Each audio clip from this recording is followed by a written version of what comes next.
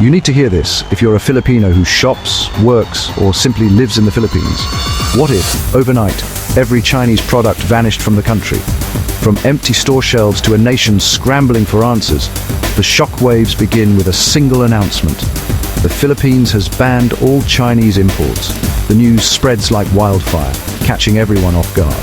Malls are in chaos, electronics stores half empty, appliance centers stripped of affordable options. Shelves that once overflowed now stand eerily bare. Panic buying erupts, not for toilet paper, but for power banks and cheap phones. People scramble to grab whatever is left. In Divisoria, vendors stare at empty stalls. Their businesses, built on Chinese imports, vanish overnight. At the ports, container ships loaded with Chinese goods are stranded offshore, denied entry. The flow of goods has come to a sudden halt. Online, it's no better. Lazada and Shopee are ghost towns. Product listings vanish, sellers face ruin, and customers are left frustrated. The crisis is everywhere, on the streets, in homes, and across every screen. The country is left asking, how do we move forward when the shelves are bare? The only certainty is that life in the Philippines will never be the same. As the sun sets, a nation waits, hoping for a new dawn. The Philippines runs on China, not politically but materially. Every day, Filipinos use products that have traveled thousands of kilometers from Chinese factories to local homes and businesses. That phone in your hand? Likely assembled in Shenzhen? The technology you rely on is built far from home, yet it's inseparable from daily life. In 2023, over $40 billion in goods flowed from China to the Philippines, filling warehouses and store shelves with everything from gadgets to groceries. Chinese imports are everywhere. Steel in your condo, tiles in your bathroom, the sofa in your living room. Even light fixtures and appliances trace their roots back to China. Even your daily commute is tied to this dependency. Motorcycles, cars, and e-bikes often use Chinese parts. Spare parts and batteries are part of this invisible supply chain.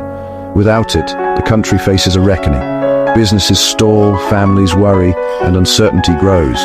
The answer will define the nation's future, shaping not just the economy, but the very identity of the Philippines in a changing world.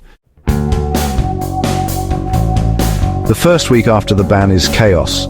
The country is thrown into confusion as people try to make sense of the sudden disappearance of goods they once took for granted. Non-Chinese brands in malls double in price overnight, if you can even find them. Shelves that were once full are now eerily empty, and shoppers wander the aisles in disbelief, clutching their wallets a little tighter. Basic items like phone cases and batteries become rare, traded online for absurd sums.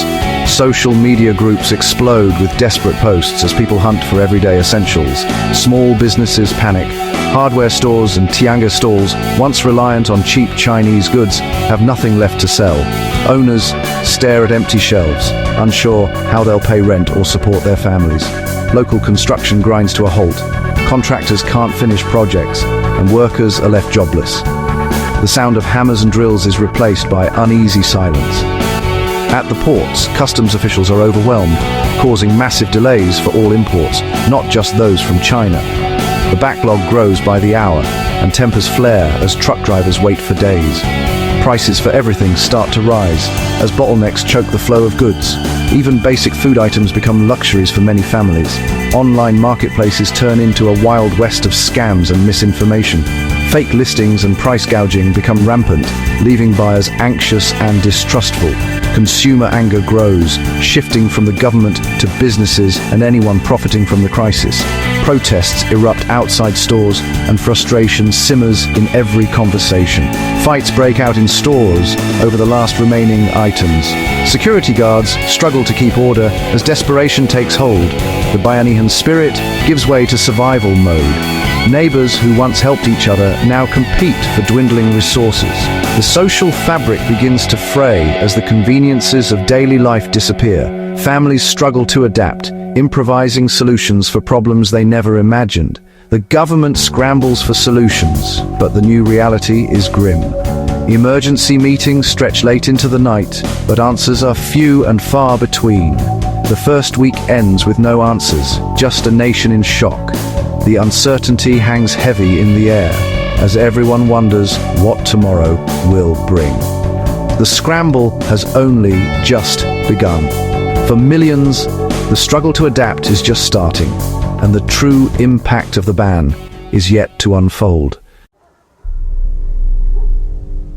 As the shock fades, the economic fallout deepens. Construction projects stall without Chinese steel and materials, leading to mass layoffs. Inflation spirals, basic goods triple in price, and the peso weakens as imports get pricier. Millions are pushed below the poverty line as savings evaporate. The tech industry stumbles. BPOs and telecoms can't get affordable equipment, stalling digital progress. The dream of a tech-driven economy is put on hold. Overseas Filipino workers feel the pain too. Their remittances buy less and pressure mounts as families back home struggle. Some OFWs may even lose jobs as global supply chains falter. The crisis ripples through every sector, threatening the nation's future. The question now, how long can the Philippines endure? The answer grows more uncertain by the day.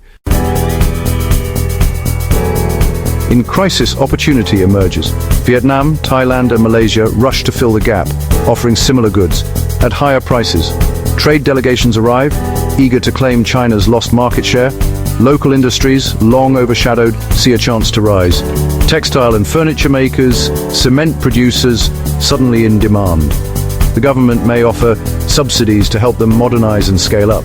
Foreign investors from Japan, Korea, and the West spot opportunity, bringing new factories and jobs. The tech sector could pivot, importing components and assembling devices locally, creating skilled jobs. It's a painful transition, but it forces the Philippines to innovate and move up the value chain. The road is tough, but for the first time in a generation, Made in the Philippines has a fighting chance. The void left by China could spark a new era if the country can seize it. For most Filipinos, the ban is devastating. Affordable Chinese goods were a lifeline. Now, basic necessities are out of reach. The cost of living soars, and the gap between rich and poor widens.